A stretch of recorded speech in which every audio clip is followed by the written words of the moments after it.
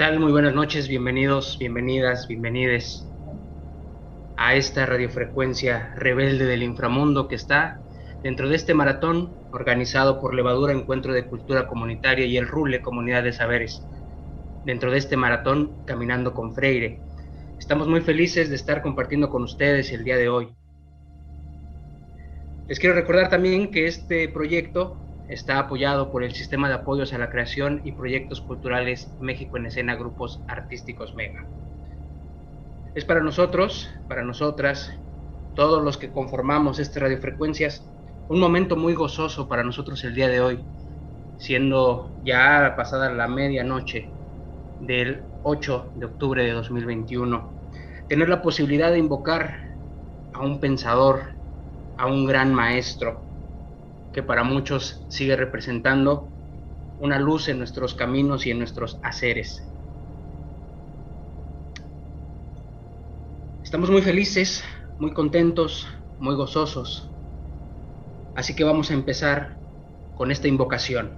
Para ello necesitamos también de todos y todas y todos ustedes que nos están mirando, que están del otro lado de las pantallas ayudándonos con un like para saber quiénes nos están guiando, porque también con sus nombres, si los pueden estar compartiendo, para nosotros va a ser muy, muy importante contar con ellos, pues será parte de esta invocación. Las radiofrecuencias rebeldes es un proyecto virtual nigromante que nos va a permitir traer a este plano al maestro Paulo Freire. Vamos a iniciar con la invocación. Si me pueden compartir los nombres de las personas que nos están mirando en este momento.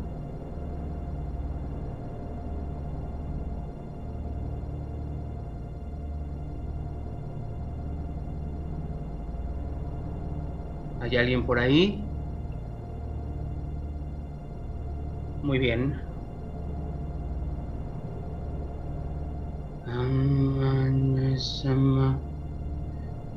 Custodios del inframundo que se encuentran protegiendo las almas para que no atraviesen a este plano.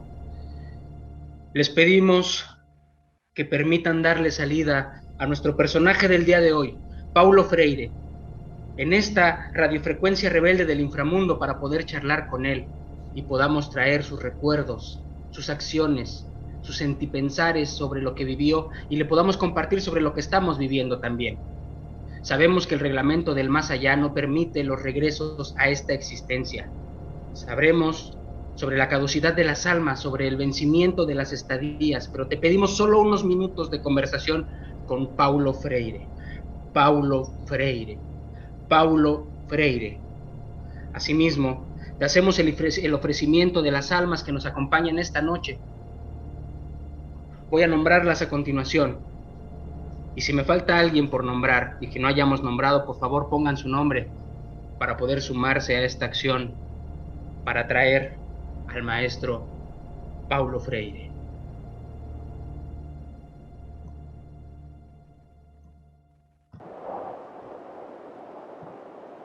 Te ofrecemos las almas de Olín Coatl, de Lorena Jáuregui, de Omar Esquinca, Fausto Gijón, Ángel Rubio, Eugenia de Combi, Josué Cabrera, Carla Paola. Invocamos, maestro.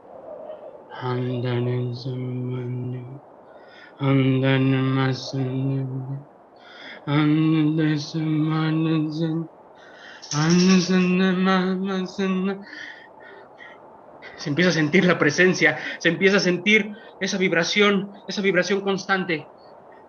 ¿Será que lo habremos logrado? Maestro, maestro, manifiéstese, hágase saber a través de una señal. Denos una señal, maestro. Está aquí con nosotros, maestro. Tantos saberes, tantas luchas, tantos movimientos, tantas transformaciones han pasado para poder reencontrarnos esta noche. No es extraño, pero me siento en casa, me siento como alguien que vuelve y no como alguien que llega. No es extraño. es hermoso. Maestro, la verdad es que estoy muy contento, estoy un tanto anonadado y gustoso de que una vez más se haya logrado el conjuro pues para tenerlo en este presente, maestro. La verdad es que es para mí un momento muy particular, porque además, pues usted también, hasta donde sé, había nacido el 19 de septiembre, yo soy del 14 de septiembre, Virgo los dos, soy fanático de usted, como usted puede ver, mire, yo así, lo tengo siempre presente, y bueno, quisiera también agradecer que usted se sienta parte de este momento y no sea algo extraño. Quisiera decirle que a través de estos avances tecnológicos que hemos tenido, a través de las pantallas, hay miles de personas que nos pueden observar y que evidentemente podrán escuchar su de viva voz o de muerta voz, en este caso, pues todo lo que nos tenga que compartir, maestro. También estoy muy feliz, estoy contento. Ya desde hace mucho tiempo, desde allá, desde el más allá, escucho sus voces, sus invocaciones, sus preguntas, sus esperanzas, sus saberes.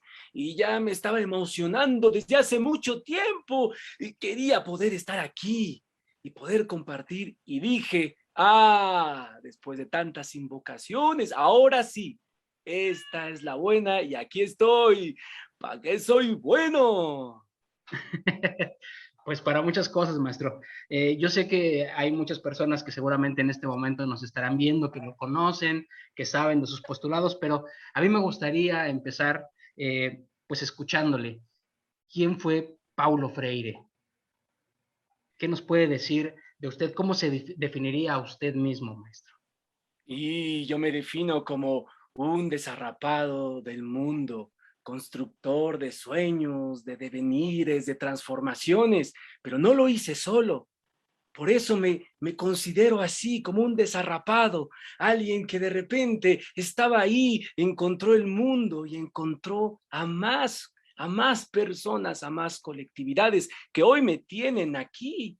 Sí, si les contara, a mí me dicen pedagogo, escritor, político, pensador, me dicen muchas cosas, incluso dicen que conceptualicé e impulsé un nuevo tipo de vínculo pedagógico, pero no lo hice solo. Sistematicé una serie de experiencias, de vidas, de saberes, y eso es lo que puse sobre la mesa para que con el tiempo pudiera fructificar toda esa enseñanza y ese aprendizaje. Nací allá el 19 de septiembre, como bien lo dices, de 1921, en Recife, ciudad empobrecida al noreste brasileño. Y justo ahí, esa realidad y ese contexto me hizo mirar que había vidas, que valían menos. No sé ahora, pero imagino que aún siguen existiendo esas violencias, porque acá no tanto, acá uno duerme tranquilo, pero de repente te llaman y te invocan, pero eso no es querer traer a alguien a la fuerza, para nada. Me parece hermoso, me parece bellísimo, mágico poder venir aquí, invocarme, convocarnos, y aquí estoy. Ese es Freire. Muchas gracias, maestro. Y de la misma manera esperamos que esta conversación pues no sea solamente entre usted y yo, sino que las personas que están compartiendo a través de las pantallas con nosotros pues también nos hagan saber sus preguntas, sus comentarios, las cosas que siempre le quisieron preguntar a Freire, que le quisieron decir a Freire. Pues este es un muy buen momento. Mientras eso sucede, pues yo quisiera preguntarle, sobre estos conceptos de la hegemonía, la opresión, el oprimido, la deshumanización, la utopía, son conceptos que le acompañaron en el transcurso de su vida, que ahora nosotros también retomamos estos conceptos, pero mi pregunta es, ¿cómo fueron avanzando dentro de esas etapas de trabajo? ¿Usted cree que siguen vigentes, que perdieron fuerza, que solamente son palabras y que quedan ahí como un anacronismo más y que hay que buscar otras posibilidades?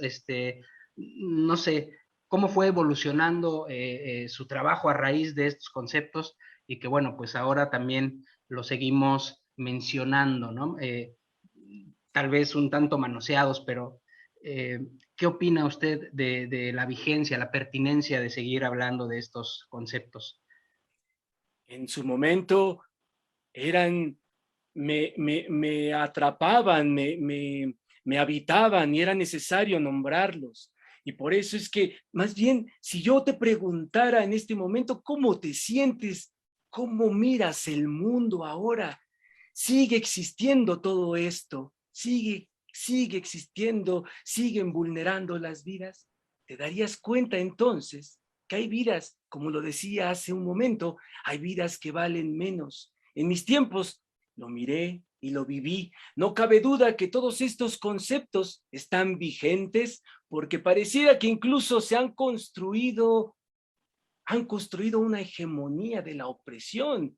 Nos parece normal vulnerar nuestras vidas. Por eso es importante y necesario volver a aprender a escribir nuestra propia vida como autores, como testigos de nuestra historia. O sea, como decía Fiori cuando escribió el prefacio de la pedagogía del oprimido, biografiarse, darse existencia, historizarse. Haciendo eso, nos daremos cuenta cómo estos conceptos se siguen poniendo sobre la mesa porque sigue habiendo y siguen existiendo estas violencias estructurales. O no sé cómo esté ahora. Cuéntame un poco. Y bueno, desafortunadamente seguimos eh, tratando de erradicar estas estructuras sistémicas que se han venido reproduciendo de generación en generación. Sin embargo, pues mantenemos todavía esa esperanza y esa lucha y esa constancia para tratar de erradicarlos, pero sí, como bien dice, seguimos siendo permeados por todas estas violencias. Claro, porque justo por eso es necesario seguir reflexionando sobre el opresor y cómo nos ubican en el mundo, estas violencias que están ahí, que estructuran la vida, y reflexionar sobre esto será generar también autonomía.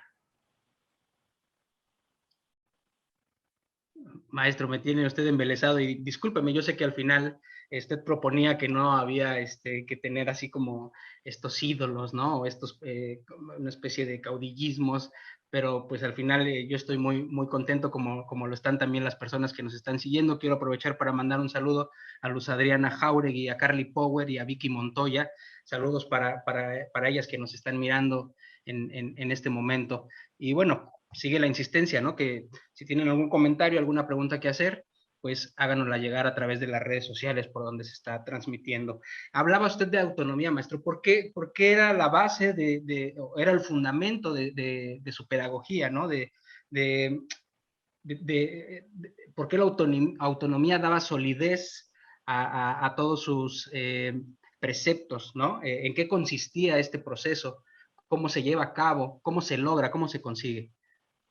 Es importante identificarnos como sujetos políticos, es importante generar la necesidad de la liberación. Eso tenía que ver con la autonomía, mirarnos libres contra el dominio, contra el dominio no solo en la educación, sino en otros lugares como lo político, en lo ético, en lo económico. Es necesario emancipar nuestras realidades, subvertir la realidad. Por eso, traer la voz es importante. Generar desde la autonomía y desde nuestros contextos la potencialidad liberadora y colectiva. Nos ubican y nos nombran. Es importante entender esas construcciones, pero no asumirlas. Es importante siempre ponerlas en la mesa, discutirlas, pero no asumirlas, porque nosotros podemos transformar el mundo y ubicarnos en donde nuestros sueños y nuestros deseos se construyan. Por eso la importancia de esta autonomía. Muchas gracias, maestro. En ese sentido, le cuento un poco que en las últimas décadas ha habido un boom por las escuelas privadas, por la privatización de la educación, por una forma de educación por competencias que se ha empezado, digamos, a institucionalizar en las distintas instituciones educativas. ¿Qué opinión le merece al respecto, maestro? Y bueno, a considerar también que la educación popular de pronto ha sido un tanto o un mucho denostada. Me habían estado conjurando, pensando, imaginando durante este tiempo. Supe de esta pandemia y me preguntaban tantos educadores, me preguntaban tantas cosas que me gustaría también escucharles. ¿Cómo fue esa experiencia durante este tiempo? Tiene que ver con esto que me preguntas.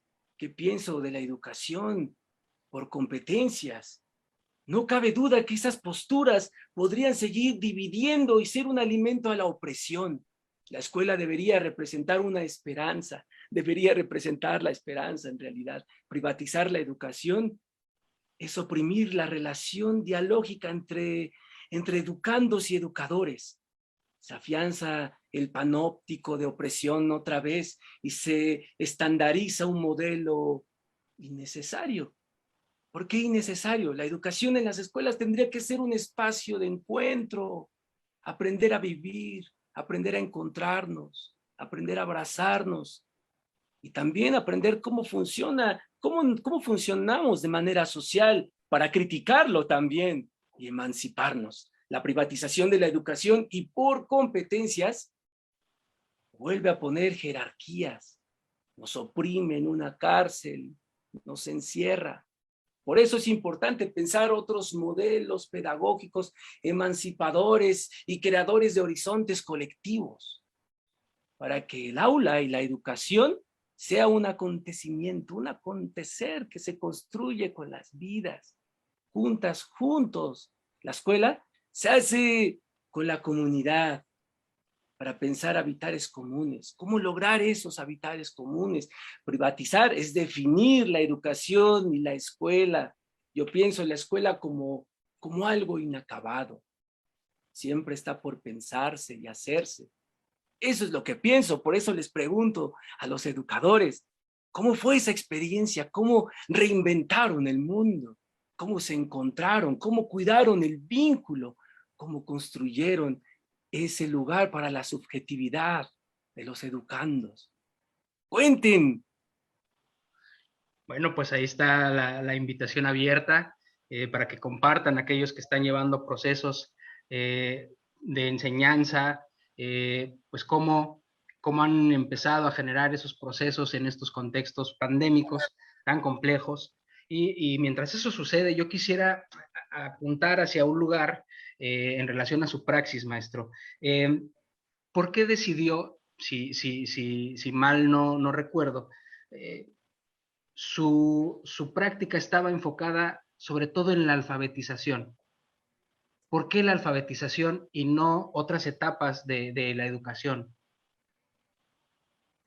En primera, como lo comentaba al inicio, nací en una comunidad empobrecida y después tuve contacto con otras comunidades en donde me di cuenta cómo el silencio, la cultura del silencio era importante para dominar los cuerpos, para dominar los territorios de las personas, incluso para dominar su subjetividad, sus deseos, sus sueños. Y me parecía que en la alfabetización estaba un acto revolucionario que subvertía la realidad con la conquista, subvertía la realidad de la conquista y de todo aquello que divide y normaliza esas condiciones de desigualdad. Para mí era importante descubrir desde sus entornos el silencio. ¿Quién silencia? ¿Cómo te silencian? Silenciar la lengua así como puede generar mundos y puede construir lugares, mundos. También puede ser un lugar para la dominación. Y entonces, eso es lo que estaba ocurriendo, silenciarlos, y me pareció importante ese lugar. Todo su ser y su historia estaba siendo dominado, si dominaban el silencio, si dominaban su silencio. Desde ese contexto, me propuse acompañar y enseñar desde sus propias palabras en ellos, y en ellos descubrían el mundo. Y no solamente lo descubrían, se cuestionaban, se daban cuenta de dónde estaban situados. y decían, ¿qué han hecho? ¿En dónde nos han colocado? Ellos mismos descubrían con sus propias palabras de la manera en cómo habían nombrado el mundo o cómo se los habían nombrado. Y la forma de alfabetizar era cómo tomo el mundo también desde el lenguaje. Descubrían las violencias para dominarles, cómo los estaban dominando y no les permitían tener acceso a otras condiciones de vida. Se daban cuenta desde ahí. Por eso para mí era importante atacar ese silencio con la voz, con la posibilidad de contarse su propia vida y su propia historia y cuestionar y criticar su entorno y todas estas violencias estructurales. Muchas gracias, maestro.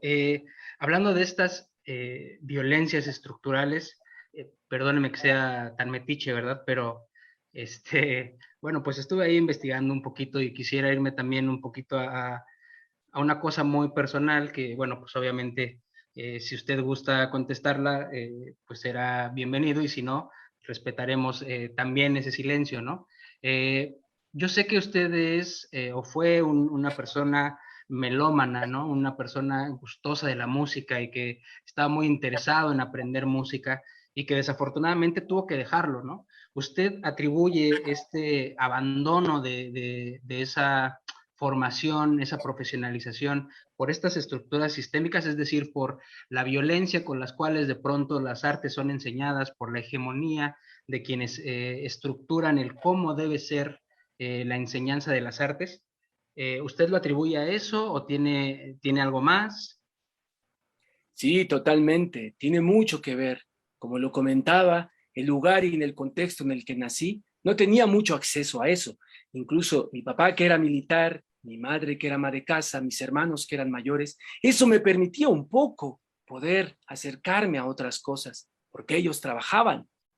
Y entonces pude descubrir eso otro, pero las condiciones no me permitieron, me llevaron por otro lugar, me permitieron reflexionarlo por otro sitio. Por eso cuando me gusta hablar de cómo miro el futuro, cómo miraba el futuro, cómo miro el presente, me gusta hablar justo del recantar, recantar el mundo, redanzar el mundo.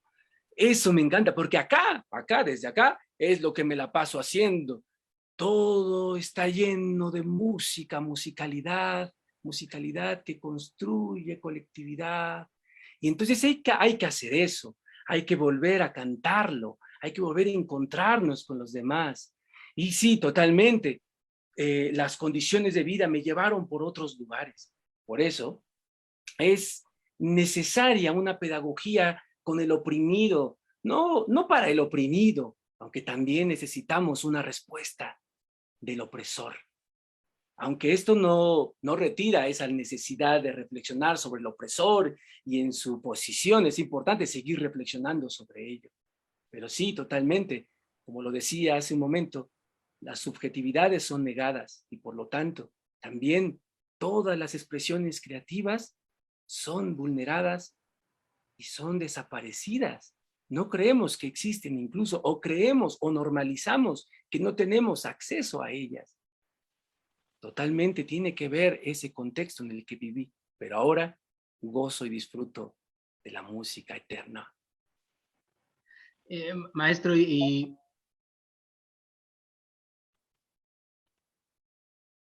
irnos y seguir generando estas prácticas que nos llenan de gozo, aun cuando han sido vulneradas y violentadas, ¿no? Como lo comenta. Estimado Josué, como que se trabó algo y no alcancé a escuchar. A ver, creo que está habiendo interferencia, espero que no sea Algo, una cosa del más allá que... algo ¿Ahí me están escucha mejor, invocando. maestro? Algo invocaron. No, no te escuché. Sí, la pregunta es qué tenemos que hacer como para, qué es lo que recomienda para no esperar a morirnos y poder mantener estas prácticas que nos llenan de gozo y de vida durante... ¿Hay algo que hacer en contra de estas, algo podemos hacer en contra de estas opresiones que impiden que de pronto desarrollemos ciertas habilidades? ¿Usted cree que es viable? Sí, es importante pensar también ahora la reexistencia, como les decía, eso que escribieron tan bonito en el prólogo, ¿no? De qué forma reexistimos también, pero para reexistir es importante hacer esta reflexión en dónde estamos colocados, colocadas, dónde nos han ubicado, para poder decir, no, yo también transformo el mundo y tengo la capacidad de hacerlo, tengo la capacidad de cantarlo también. Y entonces, estas, toda esta subjetividad que ha sido encerrada, atorada, estará siempre saliendo en nuestros procesos educativos, éticos, pedagógicos, artísticos, estarán ahí, porque si no, entonces también estaremos replicando todas estas violencias otra vez, una y otra vez. Por eso es tan vigente y es triste, porque eso quiere decir que sigue siendo la hegemonía el oprimir. Qué lamentable, qué triste. Pues ahí queda en nosotros el levantarnos y luchar contra esa hegemonía y esa opresión. Maestro, si le parece bien, están llegando ya algunas preguntas. No sé si le parece bien contestar alguna mientras seguimos charlando y que, bueno, sigan llegando más preguntas. Tiene que ver un poco con algo que ya le había preguntado, pero está justo, pues, un poquito distinta. Pues quisiera compartirle, dice Eugenia de Combi, quiero saber por qué cree que tantos espacios educativos siguen repitiendo modelos y estructuras sistémicas viejas y cuesta tanto que su pedagogía se haya implementado más masivamente, siendo que fue revolucionario su modo de pensar la enseñanza. Creo yo que no, como lo decía desde un principio, educar es también saber transitar lo político, es decir, todo lo que es lo que podemos organizarnos, cómo podemos organizar, cómo podemos eh, hacer evidente y poder colocar en la vida también otras formas de enseñanza. Por eso hablaba hace ratito que quizá estos modelos no son necesarios, porque no nos hemos puesto a pensar que la escuela puede ser un espacio distinto y diferente. Quizá la pandemia ahora les ha enseñado otras cosas. Quizá la pandemia ha dado otras posibilidades de reencuentro con lo verdadero. Creo que hace falta movernos de manera política, organizarnos también desde adentro, también desde las instituciones, no solamente desde el impulso individual, sino también tener nuestros amigos, nuestros colectivos, de qué manera, si tengo por acá el educador que también se entusiasma con las ideas, con la idea de transformar. Creo que nos hace falta mucho la idea de colectividad, la idea de construir un habitar común también en la escuela, porque si no, seguimos replicando estos modelos que lo único que hacen es dividir. Y recuerden que la división siempre es el sustrato del opresor. Es importante entonces hacer estas mancuernas, unirnos, poder trabajar en colectivo, poder transformar esa escuela, esa idea de escuela y volverla un lugar para el encuentro, un lugar para la comunidad, para pensar el mundo y criticarlo y transformarlo. Creo que hace falta mucho, nos hace falta mucho.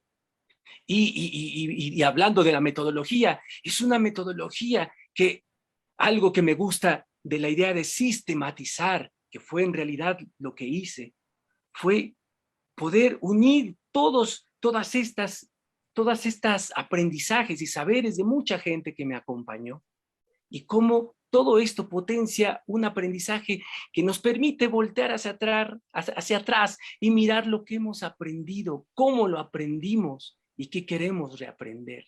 Es importante entonces que estos modelos educativos sistematicen, critiquen lo que han estado construyendo y se darán cuenta que se han desvinculado.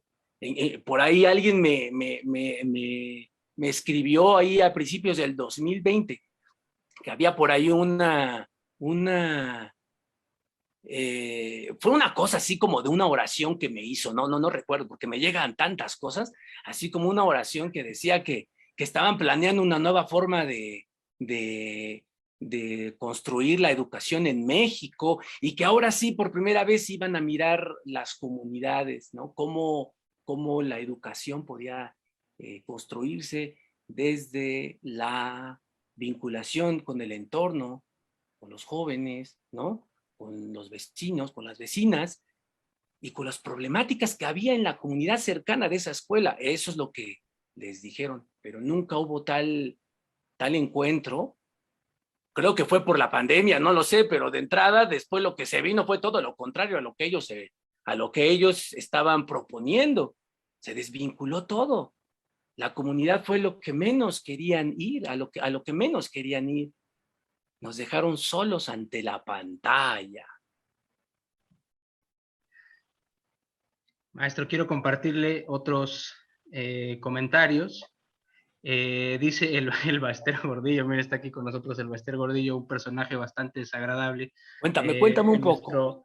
Y bueno, era un dirigente sindical que estaba ahí llena de corrupción y que bueno, pues manejaba el magisterio, pues ya sabe, intereses políticos cooptados y demás, ¿no? Bueno, dice, ay, por favor, señor, usted lo único que quiere generar en la población es que haya gente revoltosa e inconforme. Sus ideas no han permitido que el país salga adelante. Necesitamos más generaciones de empresarios para que este país sea del primer mundo, orden y progreso. Dice Maleni Miguel, saludos al espíritu del maestro, grandes enseñanzas nos ha dejado para repensar nuestras formas del compartir, del convivir y del reconocernos. Le pondré algo en mi ofrenda próximamente. Claro, ya estamos muy cerca del festejo de Día de Muertos que se realiza en México, maestro. Usted mencionaba la Y esa importancia Elba, del nombrar, ¿perdón? perdona, a esa Elba le hace falta un poco de dosis de revolución, de espíritu revolucionario, emancipatorio, no sé desde dónde me habla, pero bueno, Pues échale. ojalá tenga la posibilidad de acercarse a alguno de sus textos, maestro, esperando pues que abra un poquito la cabeza y los ojos. Eh, Mis mejores deseos para que eso pase y para que más personas que están con ciertos, pues sí, que manejan cierto poder, pues que estén un poquito más atentos a estas prácticas libertarias, ¿no? Tal vez podrían hacer algo. Quisiera retomar la pregunta, maestro, que en función de que usted menciona mucho el nombrarse, la emancipación de la voz, y recuerdo mucho una anécdota en donde usted decía y hablaba de la importancia de nombrar, particularmente estaba con un grupo de mujeres, ¿no? En donde empezó este cambio en usted de decir, claro, es necesario nombrarlas y no hablar siempre con un plural masculino, porque se supone que ya están integradas esas mujeres, ¿no? Entonces, bueno, ahora hay está cada vez más presente este concepto del lenguaje inclusivo, en donde, bueno, hay personas que no se identifican con géneros y entonces por eso se empieza a usar la E, se empieza a mantener esta mención de lo femenino y lo masculino y quienes no se identifican y para integrar también a las personas que no se identifican con ninguno de estos géneros, ¿no? Entonces, ¿qué opina usted? Porque bueno, ha habido mucho prurito que le causa a mucha gente, ¿no? Sobre todo a los hombres, que saltan de inmediato cuando escuchan hablar del lenguaje inclusivo. ¿Cuál es la importancia de esta práctica, maestro? Me parece bellísimo en primera, me parece bellísimo. Y el recuerdo que traes ahorita, esa vez me quedé así sorprendido. Me di cuenta que todo el lenguaje estaba construido desde ahí, todo desde lo masculino. Y dije, no, ¿cómo nombramos el mundo? Entonces, es, es importante nombrarlo. Yo lo veo muy sencillo. Es importante nombrar el mundo como queramos, nombrarnos como deseemos, nombrarnos como soñamos. Pero no solamente por eso. Es importante preguntarnos decirlo. Creo que al momento de poder utilizar el lenguaje de otra forma, estamos también desarticulando un chorro de violencias y un chorro de opresiones también en el lenguaje. Me encanta, me encanta, me encanta que hablemos del lenguaje. Es bellísimo, nómbrate como quieras, explícate el mundo de las formas que tú quieras, nombre a ti misma, a ti mismo, a ti mismo como tú desees. Es bellísimo lo que me dices, qué bello escucharlo, qué bello que por medio del lenguaje ahora nos estemos cuestionando tantas cosas y queramos desarticular toda esta opresión que se da en todos los lenguajes, incluso muchos desaparecen. Es necesario transformarlo. Y eso nos va a llevar tiempo, pero hay que transformarlo. Maravilloso, bello. Estoy feliz, feliz. Qué gusto, maestro. Bueno, otra vez yo tal vez un poco impertinente, maestro. Sé que, pues como desafortunadamente la mayoría de las personas revolucionarias y que están siempre en pie de lucha, pues han terminado en la cárcel en algún momento de su vida por defender sus ideales, ¿no? Entonces, ¿qué representó para Paulo Freire el estar dentro de la cárcel cuando estaba con este activismo en ciernes? Incluso todavía no estaba redactado la pedagogía del oprimido. Entonces, fue un parteaguas, sirvió de reflexión. ¿Qué pasó con Paulo Freire mientras estuvo en la cárcel? Opresión tras opresión. Y como tú lo mencionas, aún no estaba escrito la pedagogía del oprimido, pero ya estaba ahí, ya estaba. Había muchas cosas que ponía en la praxis y muchos saberes con los que yo estaba construyendo todo eso. En realidad, eso se construyó por mucha gente, por muchas personas. Y entonces, estando ahí, como que todo se detonó, todo se hizo más evidente. Pude entender la opresión desde otro lugar. Dije, aquí se hace presente en la cárcel toda esta deshumanización, totalmente. Yo viví ese golpe militar en Brasil en 1964 y de ahí me llevan a la cárcel.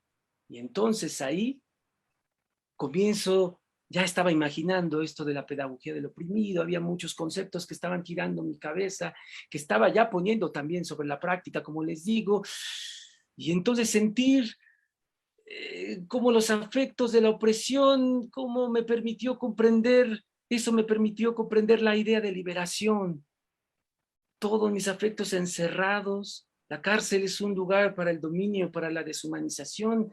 En ella comprendí mejor todo lo que planteaba. No había podido escribir.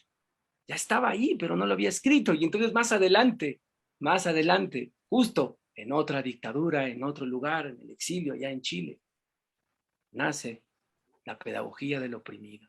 Pero ya venía, es toda una sistematización de aprendizaje. Y por eso la cárcel es un lugar que hace y que permite entender esto de la opresión desde el lugar más deshumano, más destructivo que puede ser los seres humanos. Y es por ello que no deberían existir, creemos, ¿no? No Habemos muchas existan. personas que creemos que deberían ser abolidas las cárceles, las prisiones, y pues la verdad es que a mí me llena de gozo escuchar eso porque cuando se piensa, cuando se cree que va a ser una forma de castigar y de evitar que la gente siga con sus procesos revolucionarios, con sus procesos emancipatorios, pues como en este caso, ¿no? Fue un empuje y ayudó a estructurar toda esa primera etapa, ¿no? De sus teorías, de su praxis y de todo lo que fue a desembocar después, ¿no? Entonces, a mí me parece que es un gran aliciente el saber que, pues al final, estas cárceles que no sirven para nada, en este caso resultaron como un empujón para acabar de estructurar y de darle sentido a esas ideas que ya venía pensando, maestro.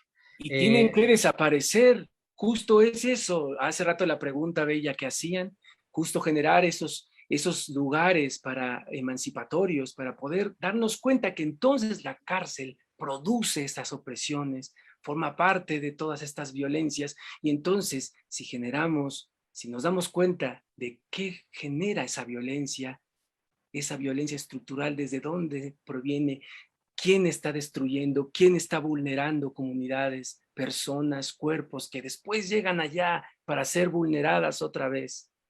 Eso no creo que sea necesario. Tiene que desaparecer. Nuevos mundos sin cárceles. Maestro, que sus palabras sean, ojalá, lo más pronto posible.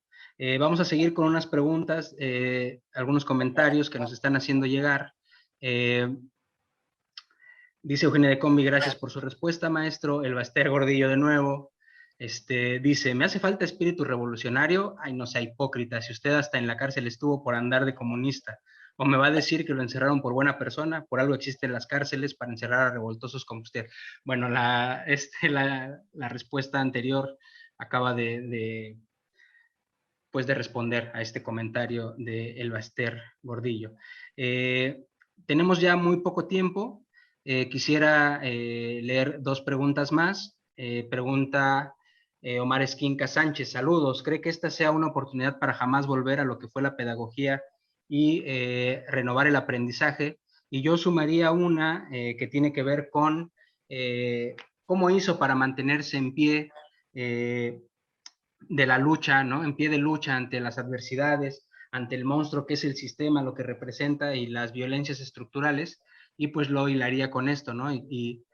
Pues justo cómo hacer en caso de que esta sea una oportunidad para jamás volver a lo que fue la pedagogía y renovar el aprendizaje, y después volvemos con la otra pregunta. Creo que podemos unirlo un poco, ¿no?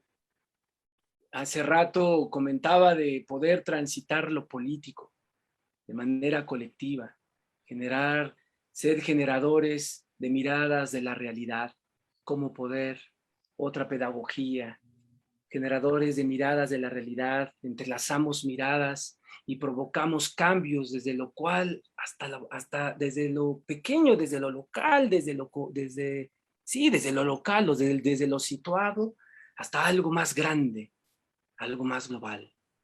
Es importante escuchar las voces también ancestrales, todos esos saberes que nos han construido también. Si hacemos un recuento de quiénes somos los que estamos aquí, nos daremos cuenta que somos el producto de muchos aprendizajes, de muchos saberes.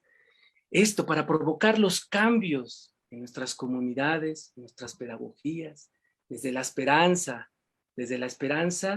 liberar, desde el contexto situado, como les comentaba, si la pedagogía pudiera ser situada, pudiera mirarse, vincularse, ¿no? Específicamente desde alguna comunidad, desde alguna persona, desde un grupo de personas, cómo situamos esas necesidades, cómo generamos que se cuestione ahí en ese lugar. Es importante, es necesario. La opresión busca manipular a las masas. Por eso pensemos lo contrario. ¿Cómo podemos generar masas que puedan entonces pensar distinto, que puedan reinventar el mundo? ¿Cómo podemos hacerlo? Creo que hay una gran tarea de los educadores y como lo he planteado y como lo hemos planteado muchas veces, es un aprendizaje mutuo. Entonces, construir nuevas formas de poder colectivo. Por eso decía al principio, sistematizar lo que hemos aprendido también generará fuerza grupal, fuerza colectiva, movimiento político. Pensar en una transformación no podemos pensarla desde la individualidad, sino desde lo colectivo. Muchas gracias, maestro. Y bueno, pues para cerrar con la ronda de preguntas, me gustaría retomar la pregunta que nos hace Olincoatl. Primeramente dice, Paulo querido, es un honor, qué honor que nos acompañe. ¿Qué nos diría a las que pretendemos transformar la realidad a través de los procesos educativos? Y aquí me permito sumar, pues, ¿qué diría a quienes, a los futuros pedagogos y pedagogas y pedagogues de del mundo que quisiera compartirles, maestro. Pues muchos me han escrito, me han imaginado, me han pensado, me han invocado, me han conjurado. Y quiero responder a todos y a todas ellas quienes han preguntado a lo largo de estos años, y a ustedes también. Sean constructores de comunes y que siempre cuestionen cuál es su posición para derribar la verticalidad que aprendimos desde esa opresión. En el cuestionamiento está el aprendizaje, y por eso será importante generar espacios para cuestionar y para aprender mutuamente. Pensemos la escuela como un lugar para la emancipación, una escuela emancipatoria y revolucionaria, y luchemos para que otros modelos de escuela y de educación sean reconocidas también por el Estado, por el poder, para que sigamos potenciando espacios y sujetos para la liberación auténtica de las personas. Así que ánimo, ánimo, hay mucho que hacer, hay mucho que empezar a caminar, a transformar de manera grupal. Así que no se desanimen, vamos para allá, ahí vamos todos. Esto lo hemos construido juntas y juntos. Muchas gracias, maestro. Bueno, pues no sé si quienes nos miren tienen algún comentario más, alguna pregunta más. Bueno, esta señora Elvester sigue con la joda. Estuvo en Dice, la ¿y este señor cárcel, quién se cree? El Mesías, seguro de estuvo, ser magisterio puro revoltoso. Dice, pues habrá si, estado en la si cárcel, suena. así es. Muy bien. Pues ojalá existan más revoltosos como usted, maestro, que inunden el mundo con pensamiento crítico, con cuestionamientos y aportando para todos y para todas y para todos en pro de la construcción de un mundo mejor. Maestro, estamos llegando al final. Sabemos que el tiempo es limitado en el más allá y que pues desafortunadamente tiene que volver a No, elevarse no, hacia donde usted está. en realidad me quiero echar el maratón. Voy a ver cómo le hago. No sé, pero voy a andar por ahí. Los voy a andar molestando, sin duda. Gracias, porque la importancia también del conjuro, de la invocación, es hermosa y es preciosa. Les agradezco, porque así como pueden conjurar e invocar a los muertos, también puede funcionar con los vivos. Invoquémonos siempre y construyamos colectividades. Muchas gracias, maestro. Muchas gracias por sus palabras. Estoy empezando a sentir esa interferencia en donde pues seguramente el maestro ya se está elevando o está buscando la forma de seguir pendiente del maratón. Bueno, pues no me queda mucho más que decir, más que agradecerles, agradecer a Levadura, agradecer al Rule por el espacio, por el maratón que se está organizando y bueno, recuerden que todavía hay todavía actividades en esta madrugada, ¿no? Que la madrugada es joven todavía y hasta el día de mañana, que ya es hoy, van a seguir con muchas más actividades. Estén al pendiente. Muchas gracias. Esto fue Radiofrecuencias Rebeldes del Inframundo.